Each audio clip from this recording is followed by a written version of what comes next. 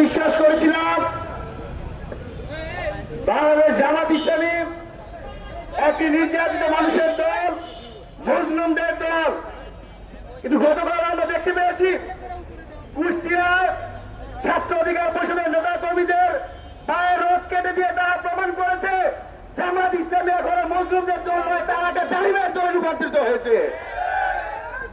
আমরা দেখেছি যে যার স্মরণে স্বপনে যিনি 16 কোটি মানুষকে আহ্বান করেছেন উন্নয়নের জন্য, শেখ হাসিনা তার জননী হিসেবে আখ্যা দিয়েছেন, যার 14 গোষ্ঠী আওয়ামী লীগ করেন, সেই আমির হামজা বলেছেন গণ অধিকার পরিষদ নাকি আর বাংলাদেশে অবস্থান করছে না, গণ অধিকার পরিষদ থেকে হারাই গেছে, গণ অধিকার পরিষদকে রেখে আর খুঁজে পাওয়া যাচ্ছে না। আমি স্পষ্ট বলতে চাই, বাংলাদেশে কি ছাত্র অধিকার পরিষদ কি বেঁচে আছে? গণ অধিকার পরিষদ কি বেঁচে আছে? এই বাংলাদেশে জামাত ইসলাম, জামাত শিবির থাকবে কি থাকবে না তা এদেশের মানুষ ঠিক করবে। কিন্তু এই দেশের স্বাধীনতার সার্বভৌমত্ব যতদিন থাকবে, ছাত্র অধিকার পরিষদ, যুব অধিকার পরিষদ, গণ অধিকার পরিষদ ততদিন বাংলাদেশে থাকবে। তার সেই অর্বাচীন অখ্যাত মুফতি আমির হামজার সেই বক্তব্যের প্রতিবাদে ছাত্র অধিকার পরিষদের নেতা কর্মীরা শান্তিপূর্ণভাবে কুষ্টিয়ার সদরে প্রোগ্রাম করছিলেন।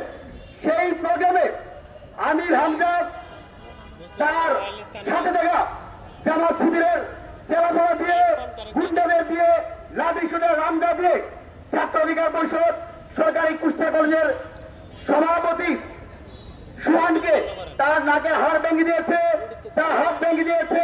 কলেজ শাখার সাধারণ সম্পাদক মহাদিসকে তাদের যে চিরাচরিত চরিত্র, আমরা ভেবেছিলাম জামাত শিবির হয়তো 71-এর তাদের যে ক্যারেক্টার ছিল সেখান থেকে তারা সরে এসেছে, তাদের যে রক্ষার ইতিহাস ছিল সেখান থেকে তারা সরে এসেছে। কিন্তু আমরা অত্যন্ত বৈতামের সাথে দেখতে পেলাম সেই মহাদিসকে তারা রক কাটার উদ্দেশ্যে তার পায়ের গোড়ালি কেটে দিয়েছে, দুটি রক কেটে দিয়েছে। বর্তমানে তার পায়ে 26টি সেলাই লেগেছে।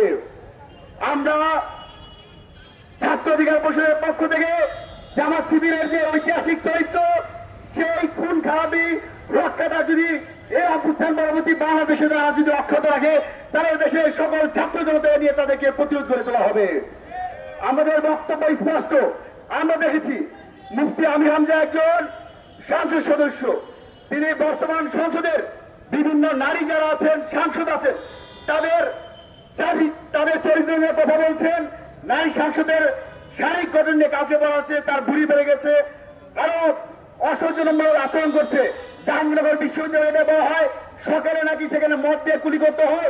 বিভিন্ন বিশ্ববিদ্যালয় নিয়ে তারা মাদকের আটকাখানা, ব্যবসাখানা বলে অভিষিত করা হয়। আমরা স্পষ্ট বলতে চাই, ছাত্র অধিকার পরিষদ মনে করে একজন আইন প্রণেতা এরকম একজন উন্মাদ পাগল হয়ে একজন আইন প্রণেতা বাংলাদেশে থাকতে পারে না। অনতি বিলম্বে সংসদ সদস্য হিসেবে মুফতি আমির হামজাকে তার এই জায়গা থেকে অব্যাহতি দিতে হবে। সর্বশেষ একটা কথা বলেই শেষ করবো, যদি এই বাংলাদেশের কোন বিশ্ববিদ্যালয় ক্যাম্পাস যারা কোথাও যদি ছাত্র অধিকার পরিষদের একজন কর্মীর পশ্চিমে আঘাত আসে, ছাত্র শিবিরের নাম নিশানা এই বাংলাদেশকে উৎখাত করা হবে।